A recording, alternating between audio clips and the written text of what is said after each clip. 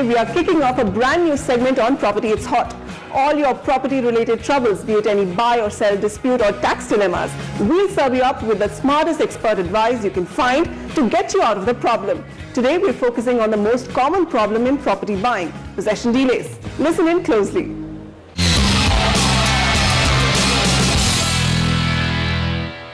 Thanks very much for joining us on Smart Advice, the space where you get all your key concerns resolved when it comes to buying or selling property.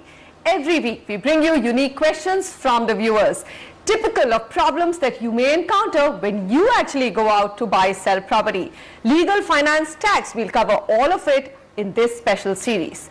Today's focus, something that so many buyers are battling across the country, delay in possession. What happens when your developer isn't giving you your flat in time and you have a loan to take care of, EMIs to take care of? Those are critical issues, so we'll start with that. Let me introduce my guest today to you, Samarjeet Singh, MD India Home.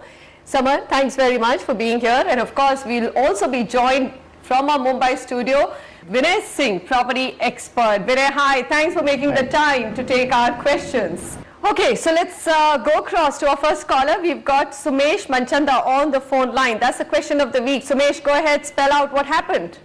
Hi, I booked a flat in Akruti Gardenia by Akruti Developers in Meera Road on March 2010.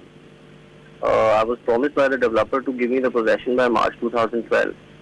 And I took an advanced disbursement facility by the developer in which the developer was about to share 50% of the amount on a pre-EMI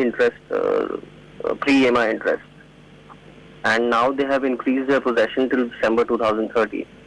So I just wanted to know, should I stick on with this property or should I just release it, and how should I release it? All right, Samar, so very typical problem, delay in possession, and of course the guy is also straddled with financing costs which he hadn't anticipated. He had thought that by the time his subvention scheme or pre-EMI phase is over, he would get his apartment or would be very close to getting his apartment. So what happens? It's a double whammy. So Manisha, basically what happens is in many cases these days, execution and development and final handover is getting delayed. So this problem is coming up in many formats. Here there might be a subvention scheme, but in other areas there are customers living on rent. So our suggestion is that right at the time of taking or buying a project, he should have been more careful. There is no way a project of this nature could actually have been done in 2 years' time. So our suggestion would be that since prices have gone up dramatically, it has been a good investment. I think the financial stress he is currently facing, he should deal with for now and make sure that he continues to pay for the extended period until he is able to get possession. As you know, the environment is changing now, so there are many more legal options available to customers, and there is no concern around pursuing recovery of his extra payments after he has physically got possession. And I don't just mean this specifically for this project, but overall I think if you actually look at what it needs to be done to secure yourself so that the project can be handed over successfully, you are complying with the payment schedule so that the developer does not get any opportunity to cancel your allotment, which will be a great value loss to you. If that can be done, and then after that there's a whole host of avenues open to you to recover the extra money that you have paid because of the delay from the developer side and no fault of yours. Okay, so whenever you agree that's a smart advice, property prices have gone up all over the country, so it isn't always in the favor of a buyer if he is encountered with a delay in possession to actually get out of the project. You take the possession, you go along with the developer, and then later on you fight for your rights. Or is there another solution that we can give? Well, Manisha, actually there's very little choice that any buyer has in this scenario. The only choice he has is to stick on, make all the payments, take possession, and then decide whether he wants to pursue a legal battle or not, which usually the case is that the buyers do not pursue any legal battle. Now here, we've said it so many times on this very show itself that at the time of signing up, you must be very careful, go through the agreement, consult somebody, and have that agreement made in a watertight manner. Because later on there are so many escape clauses. I mean, if you look at the force majeure clause that most builders put in the agreement, virtually anything is force majeure. No labor available, he is not responsible. No cement available, no sand available, in fact no steel available. All these are according to the builder force majeure. So A is that, I think the entire term force majeure as far as it relates to our construction contracts needs to be redefined.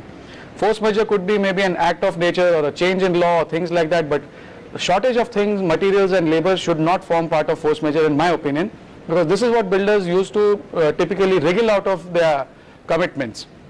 So this is something that needs to be addressed. The other thing is, we may have any kind of regulator that we like, but always in a contract there are going to be areas which are subject to what the parties agree upon, and this is always going to create a problem. You may have the best law, you may have the best regulator, but where it is subject to negotiation, it is up to the consumer and the flat buyer to negotiate that particular area. So this is what I feel should be done going ahead. All right, so I also want to understand that once when he does get possession, will he have a legal recourse left after that? See what happens. Or do you think that most buyers just let it be then? What he should do in my opinion is that he must put it on record that there is a delay and I would like you to compensate me for that. Having put that on record, then he can go ahead and pay whatever monies are he is being asked to pay under protest. At a later date, even if the builder just get him to sign a document saying that, listen, I have no claims, etc. at the time of taking possession, he can always argue that I had no option but to sign that document because I needed the possession. And I've already put on record the fact that I need to be compensated for the loss that has taken place. Every judge or authority is well aware of what power a builder has and how much stress there is on a flat buyer if he is dispossessed of his house. So I don't think that will be a serious impediment, provided he puts something on record right away. All right, so put something on record right away, but pay under protest, so that later if you actually feel that the financial duress has been very big, you can actually file a legal case. The force majeure clause that he was talking about right now in a buyer-seller agreement, even things like not having labor or not getting steel and cement and sand in time, which really a buyer is not responsible for, could be an excuse for the builder to delay. Is that likely to change in the coming days? I mean, how do I as a buyer get that changed in my favor?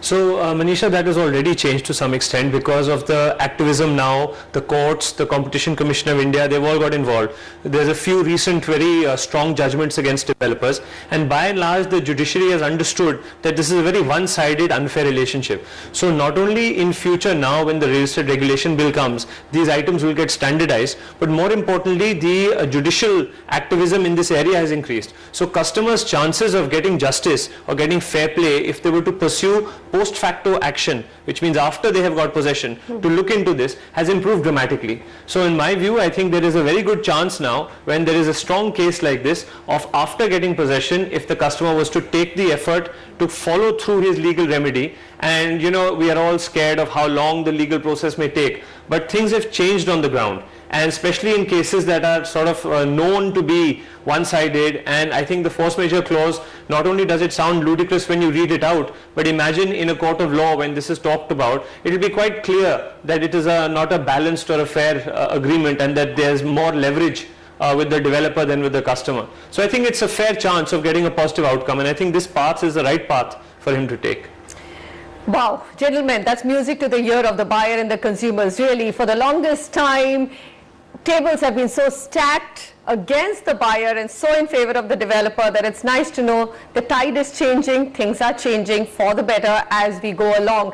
Vinay Singh, thank you very much. Samar, thanks very much for taking this question. We'll be back next week again with another smart advice, a large problem that buyers are facing, and some really smart advice like today on how do you get the best or the better of the developer. Frankly, take your possession because prices have gone up, and then fight for your rights, and the court and the justice will be in your favor, looking at the big awareness around what developers are doing, which is not fair, and the judicial activism that we just spoke about. Thanks very much for joining us.